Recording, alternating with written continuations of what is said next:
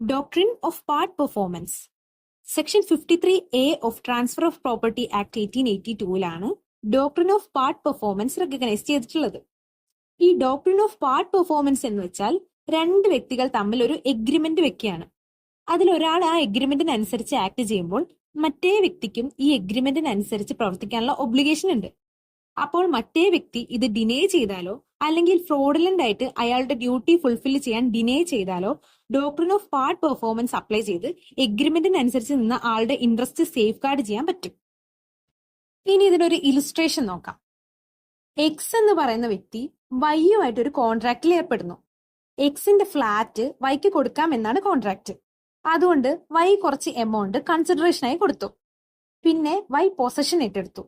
അത് കഴിഞ്ഞ് എക്സ് പറയുന്നു എനിക്ക് ഫ്ലാറ്റ് വിൽക്കാൻ താല്പര്യമില്ല, അതുകൊണ്ട് പ്രോപ്പർട്ടിയുടെ ടൈറ്റിൽ വൈക്ക് കൊടുക്കില്ലെന്ന്. ഇവിടെ നമ്മൾ doctrine of part performance apply ചെയ്ത് വൈയുടെ ഇൻട്രസ്റ്റ് പ്രൊട്ടക്ട് ചെയ്യും. ഒന്നല്ലെങ്കിൽ കൺസിഡറേഷൻ എമൗണ്ട് തിരിച്ചു കൊടുക്കാൻ പറയും, അല്ലെങ്കിൽ പ്രോപ്പർട്ടിയുടെ ടൈറ്റിൽ ട്രാൻസ്ഫർ ചെയ്യാൻ പറയും. ഓക്കെ, ഇനി നമുക്ക് ഡോക്ട്രിൻ ഓഫ് പാർട്ട് പെർഫോമൻസിന്റെ ഒബ്ജക്റ്റീവ്സ് നോക്കാം.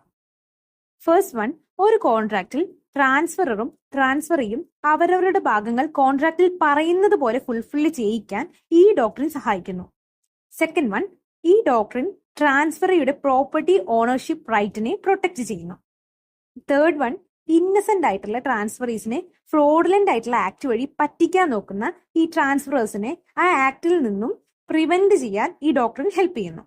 ഓക്കെ, ഇനി നമുക്ക് ഇംഗ്ലീഷ് ലോയിലും ഇന്ത്യൻ ലോയിലും ഡോക്ട്രിൻ ഓഫ് പാർട്ട് പെർഫോമൻസിന്റെ ഡിഫറൻസ് എന്തൊക്കെയാണെന്ന് നോക്കാം. ഇപ്പൊ ഫസ്റ്റ് വൺ, ഇംഗ്ലീഷ് ലോ അനുസരിച്ച് ഈ ഡോക്ട്രിൻ ഓറൽ കോൺട്രാക്ട് ആണെങ്കിലും അപ്ലൈ ചെയ്യാം. ഇനി ഇന്ത്യൻ ലോ അനുസരിച്ച് ഈ ഡോക്ട്രിന്റെ ബെനിഫിറ്റ്സ് എടുക്കണമെങ്കിൽ കോൺട്രാക്ട് റൈറ്റിംഗിൽ തന്നെ ആയിരിക്കണം, അത് നെസസറി ആണ്. ഇനി അടുത്തത്, ഇംഗ്ലീഷ് ലോയിൽ ഈ ഡോക്ട്രിന് വൈഡർ സ്കോപ്പ് ഉണ്ട്, കാരണം ഇതിൽ ആക്ഷനും ഡിഫൻസും ഉണ്ട്. ഇനി ഇന്ത്യൻ ലോ അനുസരിച്ച് ഈ ഡോക്ട്രിൻ ഡിഫൻസ് ആയിട്ട് മാത്രമേ എടുക്കാൻ പറ്റുള്ളൂ, അതുകൊണ്ട് ഇതിന് സ്കോപ്പ് ലിമിറ്റഡ് ആണ്. അടുത്തത്, കോൺട്രാക്ടിന് അനുസരിച്ച് എന്ത് കാര്യം ചെയ്താലും ഇംഗ്ലീഷ് ലോയിൽ ഈ ഡോക്ട്രിൻ അപ്ലൈ ചെയ്യാൻ പറ്റും. ഇന്ത്യയിൽ ഈ ഡോക്ട്രിൻ അപ്ലൈ ചെയ്യണമെങ്കിൽ പ്രോപ്പർട്ടി അല്ലെങ്കിൽ അതിന്റെ ഏതെങ്കിലും ഒരു പാർട്ട് ട്രാൻസ്ഫറിയുടെ പൊസഷനിലായിരിക്കണം.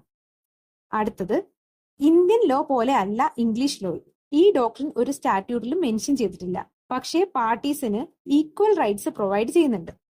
ഇനി ഇന്ത്യൻ ലോയിൽ ഇതൊരു സ്റ്റാറ്റ്യൂട്ടറി റൈറ്റ് ആണ്. ഇന്ത്യൻ ലോയിൽ ഇത് section 53A of transfer of property act 1882 കൊടുത്തിട്ടുള്ളത്. ഇനി നമുക്ക് ഈ ഡോക്ട്രിന്റെ എസെൻഷ്യൽ എലമെന്റ്സ് ഏതൊക്കെയാണെന്ന് നോക്കാം. First one, transfer of immovable പ്രോപ്പർട്ടിയുടെ കേസിൽ കോൺട്രാക്ട് റിട്ടേൺ ആയിരിക്കണം. അടുത്തത്, വാലിഡ് കൺസിഡറേഷൻ ഉണ്ടായിരിക്കണം. അത് ഏതിലാണ് പറഞ്ഞിട്ടുള്ളത്? ഇന്ത്യൻ കോൺട്രാക്ട് ആക്ട് 1872 സെക്ഷൻ 10 പറഞ്ഞിട്ടുള്ളത്. പിന്നെ അടുത്തത്, ട്രാൻസ്ഫറി പ്രോപ്പർട്ടിയുടെ പൊസഷൻ ഏറ്റെടുത്തിരിക്കണം. അടുത്തത്, കോൺട്രാക്ട് പാർട്ട്ലി പെർഫോം ചെയ്തിട്ടുണ്ടാവണം. ഇനി നമുക്ക് ഇംഗ്ലീഷ് ലോയിൽ ഈ ഡോക്ട്രിന്റെ എവല്യൂഷൻ എങ്ങനെയാണെന്ന് നോക്കാം. Concept of part performance originate ചെയ്തിട്ടുള്ളത് ഇംഗ്ലീഷ് ലോയിൽ നിന്നാണ്, with the court of equity. The statute of fruits 1677 അനുസരിച്ച് ഇമ്മൂവബിൾ പ്രോപ്പർട്ടിയുടെ ട്രാൻസ്ഫറിന് വേണ്ടിയുള്ള കോൺട്രാക്ട്സ് ഒക്കെ റിട്ടേൺ ആയിരിക്കണം എന്നായിരുന്നു.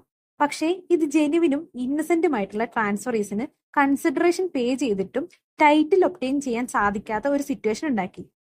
ഈ ട്രാൻസ്ഫറീസിന് ഈ ഒരു നിയമം കാരണം ഒരുപാട് ഡിസഡ്വാൻറ്റേജസും ഹറാസ്മെന്റും അനുഭവിക്കേണ്ടതായി വന്നു. അങ്ങനെ transfer based on oral agreements, അതായത് വാക്കാല് പറഞ്ഞാലും പാർട്ട് പെർഫോമൻസ് ഡോക്ട്രിൻ വെച്ച് കോൺട്രാക്ട് നടപ്പിലാക്കാം എന്ന് നിയമം വന്നു.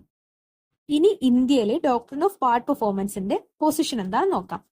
അതിലൊരു ഇമ്പോർട്ടന്റ് കേസാണ് മുഹമ്മദ് മൂസ വേഴ്സസ് അഹോരെ കുമാർ ഗാംഗുലി 1914 കേസാണ്.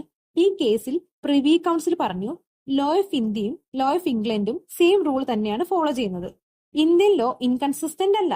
ഈ കേസിൽ റിട്ടേൺ ആയിട്ടുള്ള ഒരു കോംപ്രമൈസ് ഡീഡ് ഉണ്ടായിരുന്നു, പക്ഷെ അത് രജിസ്റ്റർ ചെയ്തിട്ടില്ല.